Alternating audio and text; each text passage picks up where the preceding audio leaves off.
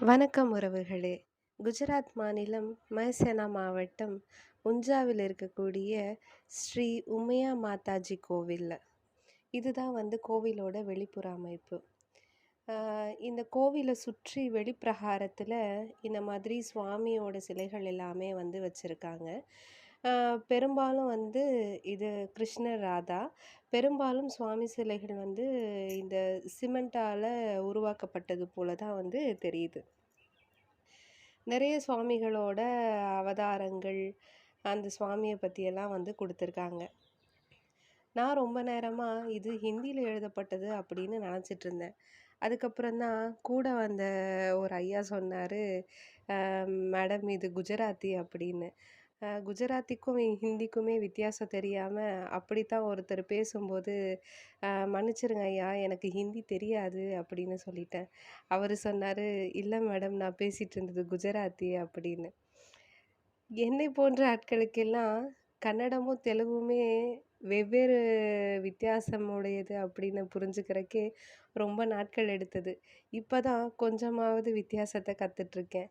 இதுல ஹிந்திக்கும், குஜராத்திக்கும் நான் எங்கேங்க வித்தியாசத்த கண்டுபிடிக்கிறது? ஒரு மாதிரியான மொழி போராட்டம் தான் இருந்தது. வ வட இந்தியா முழுவதுமே எனக்கு. இந்த கோவில சுற்றி இந்த மாதிரியான சிற்பங்கள் முழுக்க அப்படியே 4 புறமும் குடுத்துருந்தாங்க. இந்த உமையாதேவி கோவில் பார்வதியோட கோவில் அப்படின்னு சொல்லப்படுது.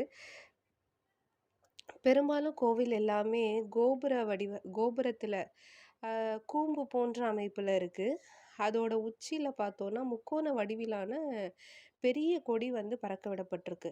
பெரும்பாலும் நான் பார்த்த வரைக்கும் காவி நிறத்தாலான கொடிகள் இருந்தது. வெவ்வேறு வண்ணங்கள்லயும் கொடிகள் இருந்தது.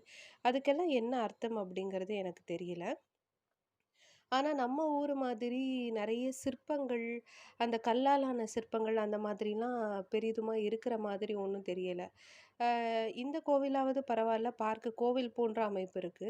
பெரும்பாலான கோவில்கள் எல்லாம் பார்க்கும்போது ஏதோ கட்டிடங்கள் மாதிரி, வீடு போன்ற கட்டிடங்கள் மாதிரியே இருந்தது.